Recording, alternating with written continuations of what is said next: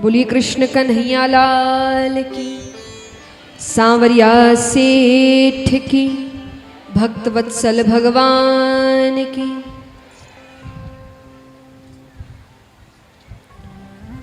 अब यहाँ पर भगवान मथुरा में ही रह रहे हैं।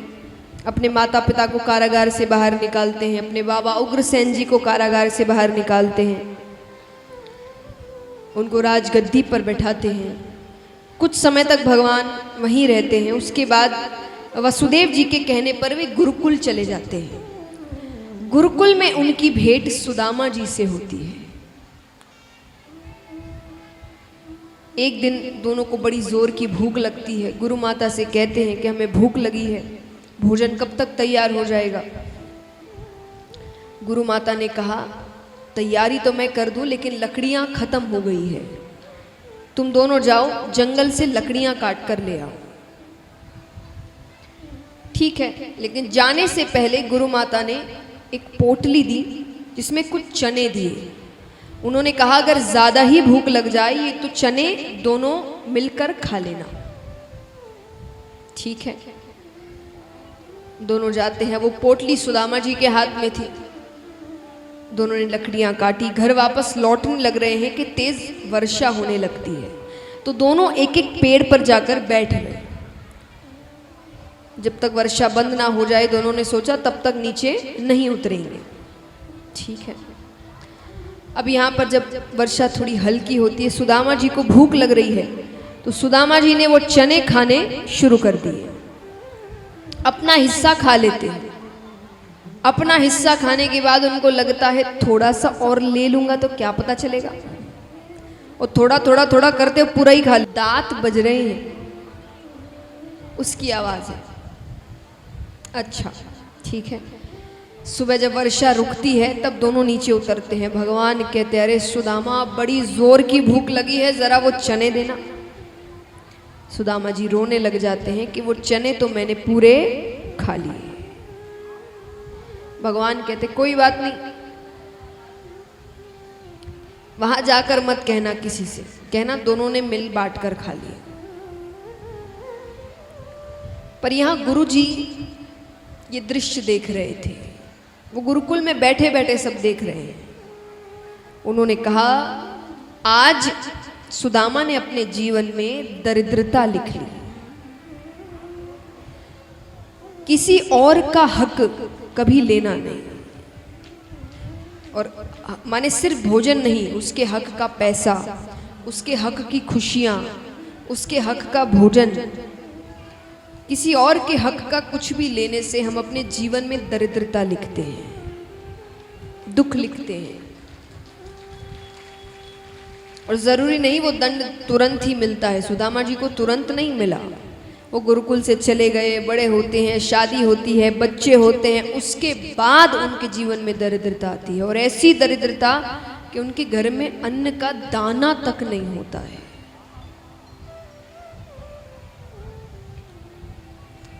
लेकिन ये बात आई गई हो गई, भगवान भी चले गए, सुदामा जी अपने घर चले गए। यहाँ पर भगवान को राजगद्दी पर बैठाया जाता है। भगवान अपने राजकाज के कार्यों को संभालते हैं। भगवान के साथ मथुरा में उनके अतरंग सखा रहते थे। अतरंग सखा माने, अतरंग सखा माने बेस्ट फ्रेंड, आपका सबसे अच्छा मित्र, जिससे आपकी कोई बात छिपी नहीं है, उसकी कोई बात आपसे छिपी नहीं है। तो भगवान के अतरंग सखा कौन थे?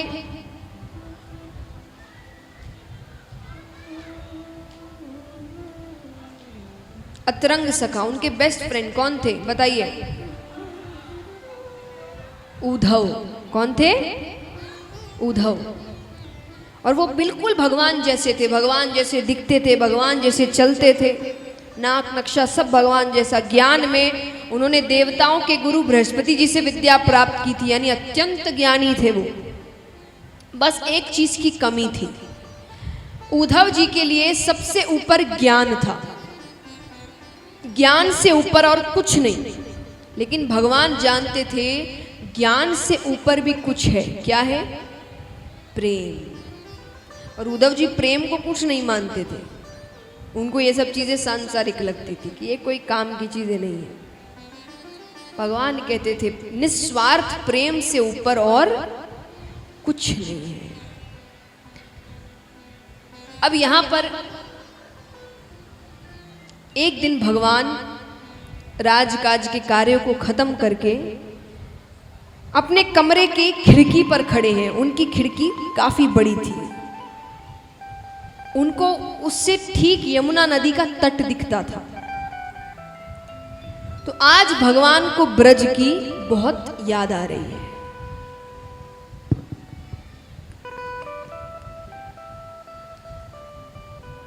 आज उनको नंद बाबा की, यशोदा मैया की, गोपियों की बहुत याद आ रही है। उन्हें लग रहा है मानो आज कोई दिख जाए, मुझे कोई तो दिख जाए। भगवान देख ही रहे थे कि सामने से कुछ ग्वाल बाल जा रहे थे, गैया चराकर घर लौट रहे थे। अब भगवान को आए तो काफी समय हो गया, कई नए ग्वाले आ गए हैं। तो भगवान देखते, भगवान कहते अरे ये तो वही समय है जिस वक्त मैं, श्री दामा, मुद मंगल, मधु मंगल हम सब गैया चराकर घर लौटते थे। अरे ये निश्चय वही समय है। और यादों का ऐसा बहाव उठा कि भगवान एक बार के लिए भूल गए कि वो कहाँ है। और भगवान जोर जोर से चिल्लाने लगते अरे श्रीदामा रुक। उनकी हिचकियां बंद गई है, उनकी आवाज बगल के कमरे तक सुनाई दे रही है रोने की।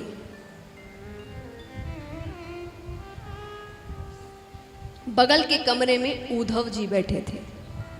वो आवाज सुन के वो दौड़ते हुए आते हैं, भगवान को गले से लगा लेते हैं। उद्धव जी कहते हैं प्रभु आप रो रहे हैं, अरे आप तो ये रोना धोना दुख सुख इन सब से परे हैं, आप क्यों रो रहे हैं? भगवान कहते हैं उद्धव मुझे मेरे ब्रज की बहुत याद आती है, मुझे नंद बाबा की बहुत याद आती है, मुझे यशोदा मैया की बहुत याद आती है। भगवान कहते हैं यशोदा मैया जैसी मैया युगों युगों तक किसी को नहीं मिलेगी। मैं जब तक वहां रहा मैंने उन्हें एक सुख नहीं दिया, मेरे रहते हुए उन्हें केवल शिकायतें सुनने को मिली, उल्हाने सुनने को मिले। हर दिन उनके दरवाजे पे कोई खड़ा रहता, तुम्हारे बेटे ने ये कर दिया, तुम्हारे बेटे ने वो कर दिया। लेकिन इसके बाद भी उनका प्रेम घटने की बजाय और बढ़ता गया।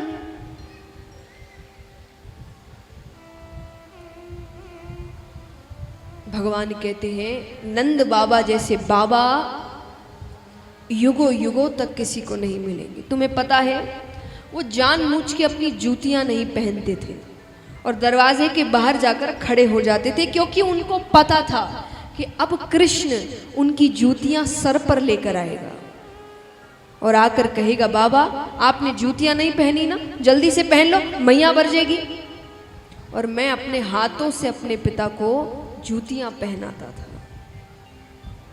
भगवान कहते हैं उद्धव मैं दावे के साथ कहता हूं जिस दिन से मैं मथुरा आया हूं ना, मेरे बाबा ने जूतियां नहीं पहनी होगी।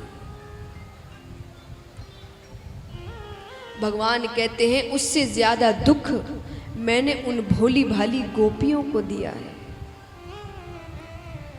भगवान कहते हैं एक दिन यशोदा मैया ने मुझसे कहा कि कन्हैया तो उनके घर चोरी करता है, उनका माखन चुराता है, मटकियां फोड़ता है, वो गरीब है, वो जो माखन बेचती है उससे जो पैसा आता है वो उसी से अपना घर चलाती है, उसी से भोजन करती है, तो उनकी मटकियां फोड़ता है, माखन चुरा लेता है, वो उस दिन क्या खाएंगी?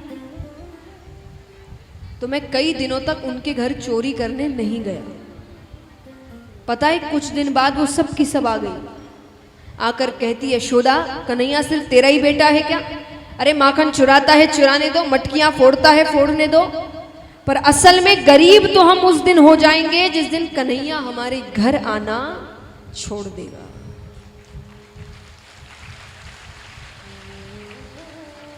भोजन तो हम उस दिन नहीं करते जिस दिन ये चोरी करने नहीं आता। आज के बाद कभी मत कहना कि हम गरीब हैं। भगवान कहते हैं उससे भी ज्यादा दुख मैंने अपनी राधे को दिया है। भगवान ने जिससे सबसे ज्यादा प्रेम किया वही सबसे ज्यादा दुखी रही।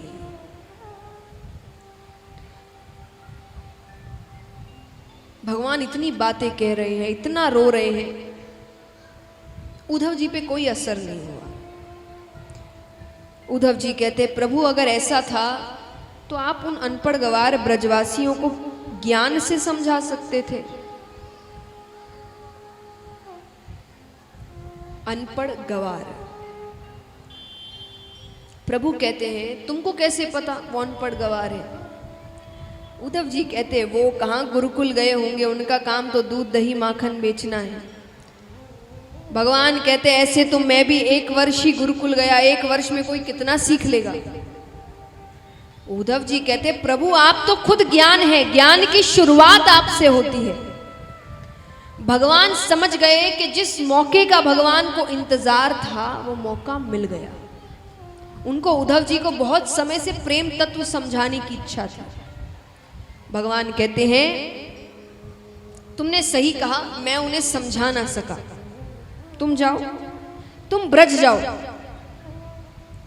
और वहां पर सिर्फ 3 लोगों से मिलो, नंद बाबा, यशोदा मैया और गोपियां। सिर्फ 3 लोगों से मिलो और उनको ज्ञान के माध्यम से समझाओ कि ये रोना धोना छोड़े, प्रेम इत्यादि छोड़कर ज्ञान मार्ग पर चले। अब उद्धव जी को अपने ज्ञान पर बड़ा भरोसा है, उन्होंने कहा जरूर। लेकिन जाने से पहले भगवान ने उनको अपने वस्त्र दिए, अपना कुंडल दिया, अपना पीतांबर दिया, अपना मुकुट दिया। उद्धव जी कहते इन चीजों की क्या जरूरत है। भगवान कहते हैं इनके बिना बात करना तो दूर, कोई तुम्हें देखेगा भी नहीं। इन चीजों से उनको एक बार के लिए लगेगा मैं आ गया तो वो शायद तुमसे बात कर सकते हैं। ठीक है, उद्धव जी जाते हैं, वृंदावन पहुंचते हैं। एक गोपी जा रही थी तो उससे पूछा कि ये नंद बाबा का घर कौन सा है। गोपी कहती है मथुरा से आए हो, तुम्हें कैसे पता। अरे बोले मथुरावासी पूछते हैं भगवान का घर, कृष्ण का घर, वरना हम सबको पता है कि कृष्ण का घर कौन सा है। वृंदावन में शायद ही ऐसा कोई होगा जो कृष्ण का घर नहीं जानता होगा। गोपी कहती है नीचे ये जो जल की धारा जा रही है ना, इसके साथ साथ जाओ, ये जहां जाकर रुकेगी वो नंद बाबा का घर होगा। और गोपी कहती है पथिक इसको साधारण जल मत समझना, ये जब से तुम मथुरावासी हमारे कृष्ण को लेकर गए हो तब से नंद बाबा और यशोदा मैया के जो अश्रु जल बह रहे हैं ये वो जल है। इतना रोए हैं वो। उद्धव जी जाते हैं, आवाज लगाते हैं नंद बाबा, ओ नंदराय जी। एक व्यक्ति की आवाज आती है, कौन। मैं उद्धव हूं, कृष्ण का मित्र, उसका संदेश लेकर आया हूं। एक व्यक्ति बाहर आता है, दुबला पतला शरीर, आंखें अंदर तक धसी हुई, कांपती हुई आवाज, चेहरे पर झुर्रियां पड़ गई हैं। कहो मैं नंदराय हूं।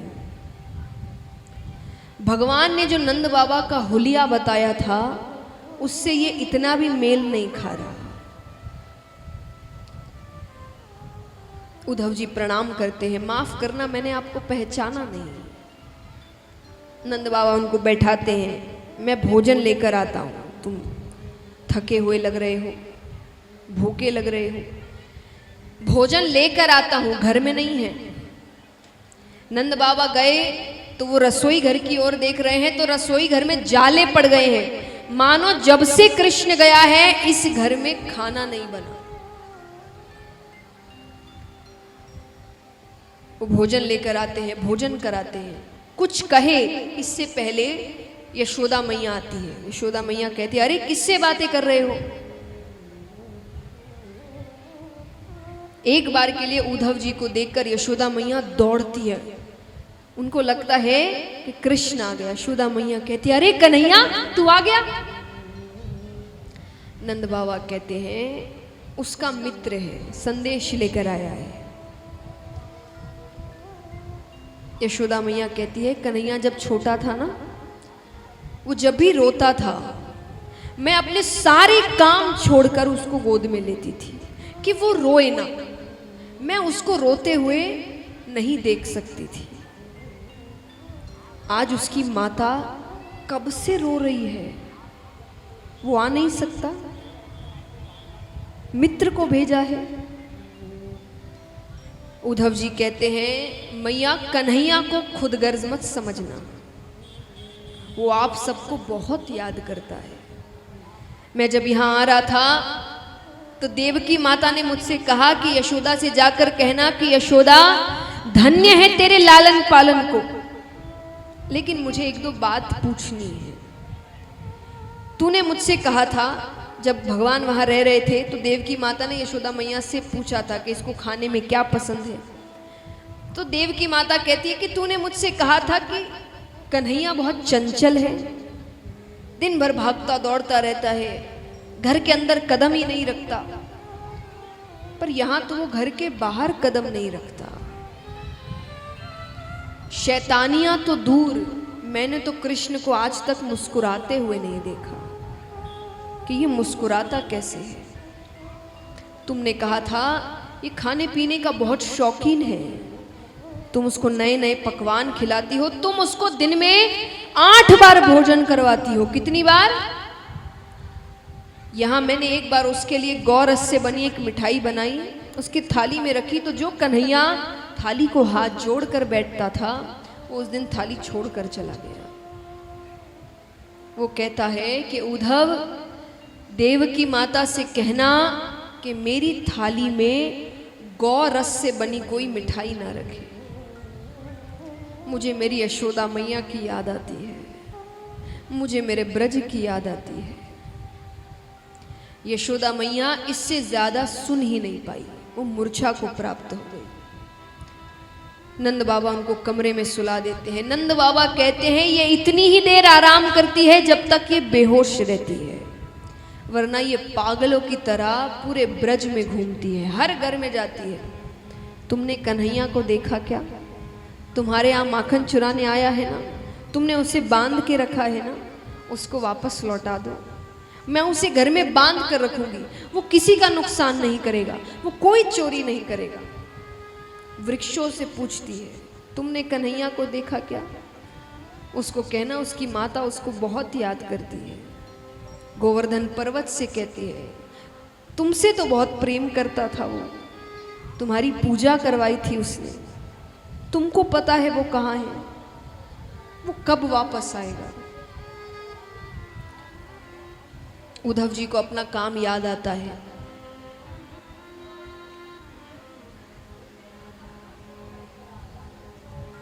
उद्धव जी कहते हैं, बाबा आप सौभाग्यशाली है कि कृष्ण ने आपके यहाँ जन्म लिया, लेकिन वो किसी का बेटा नहीं, वो भगवान है, परम पिता परमेश्वर विष्णु का अवतार है।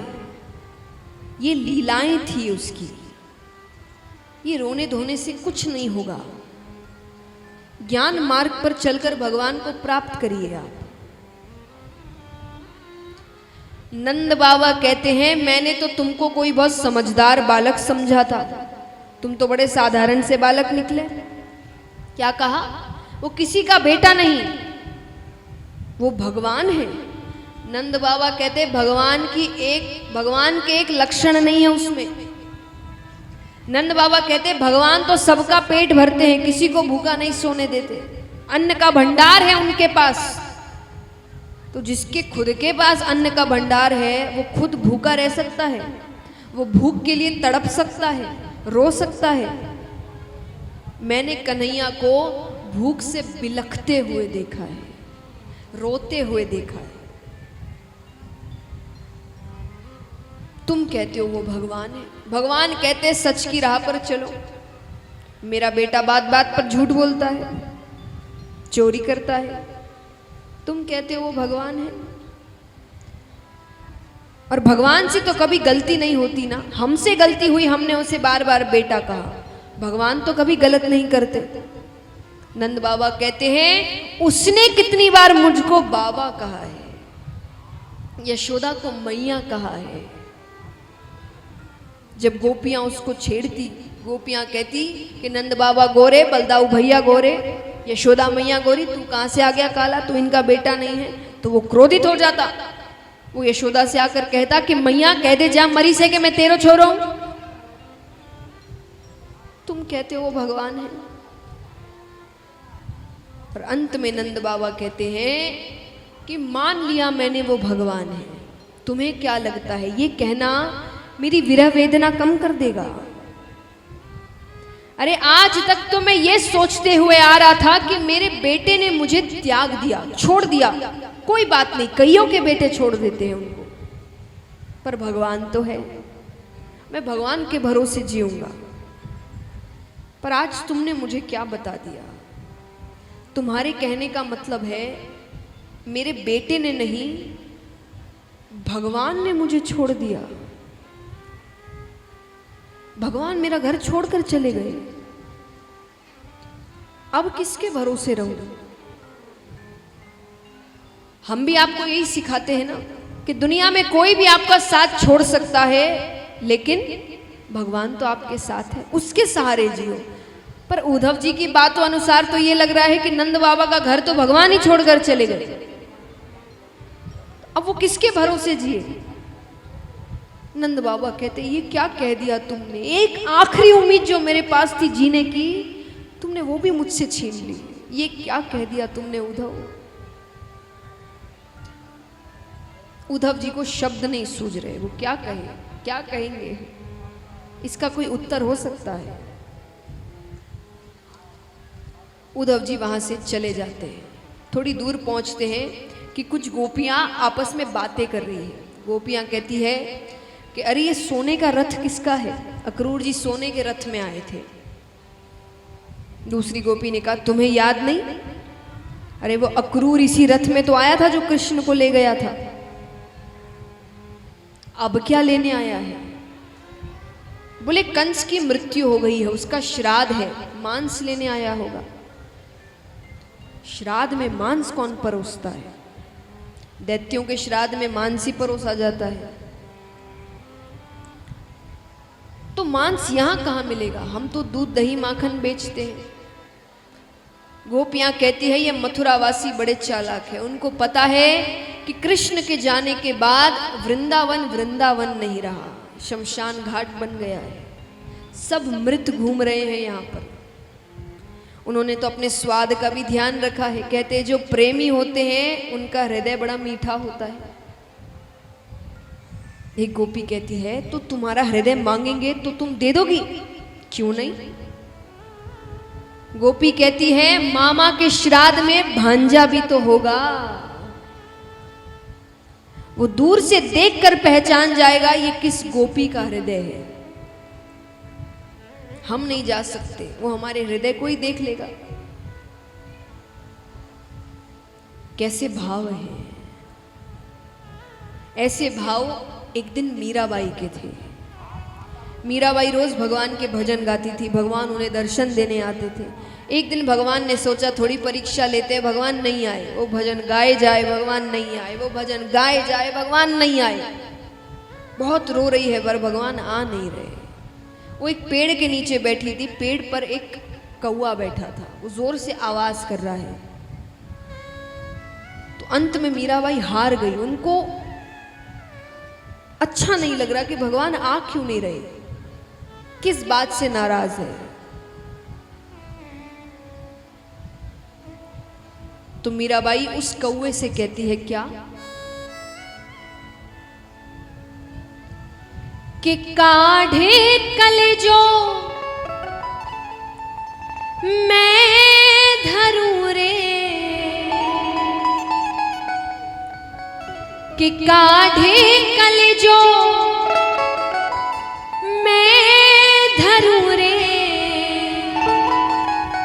कागा तू ले जा। मीराबाई कहती है तुझे भूख लग रही है इसलिए आवाज कर रहा है ना, मैं अपना कलेजा निकाल कर देती हूँ खाने के लिए, लेकिन एक शर्त है, यहां मत खाना। कहां खाना? कि काढ़े कलेजो मैं धरू रे, कागा तू ले जा। और जाते सा मारो पिया बसे, वो देखे तू खा। कि जादे सामारो पिया बसे,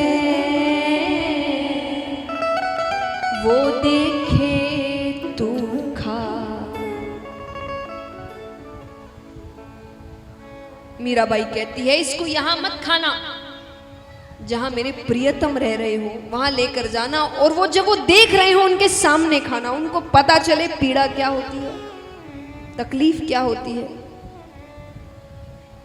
तो ऐसे भाव गोपियों के। उद्धव जी आते हैं, वो उद्धव जी को देखती है, बैठाती है, पहचान गई कि कौन है पता नहीं, पर कृष्ण ने भेजा है इतना पता है।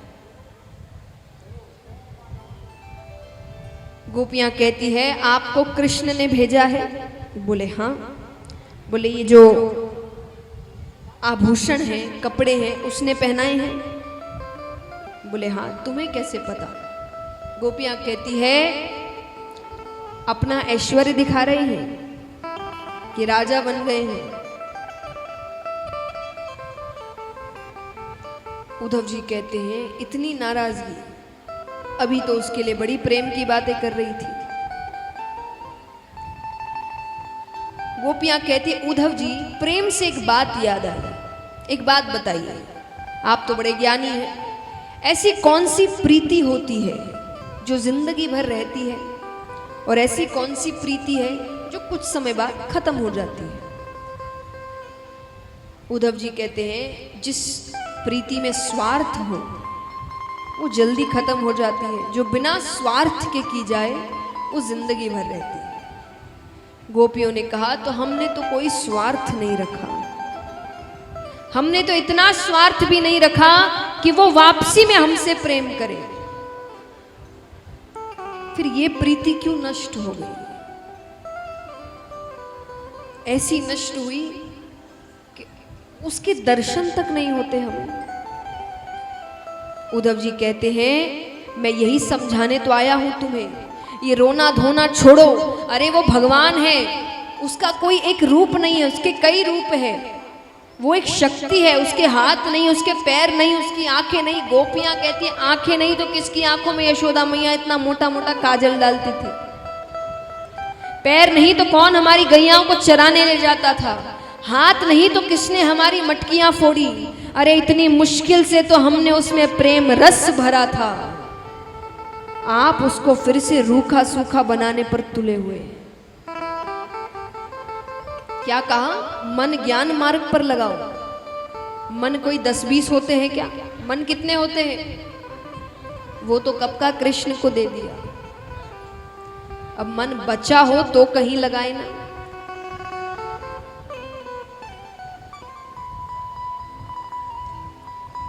उद्धव जी कहते हैं कि अभी तो बड़ा कह रही थी कि ऐश्वर्य दिखा रहे हैं, ऐसे हैं वैसे हैं, अब उसी की बातें कर रही हूं। गोपियां कहती हैं कारे को छोड़ो जा सके पर कारे की कथा ना छोड़ी जाए। उसकी बातें करना नहीं छोड़ सकते, उसी पे तो जीवित है। गोपियां कहती और हम जानते हैं आप हमारी स्थिति नहीं समझेंगे, कोई नहीं समझता, सब पागल कहते हैं हमें, लेकिन हमें किसी को समझाना भी नहीं है, क्योंकि हमारी बात या तो हम समझते हैं या तो कृष्ण समझता है।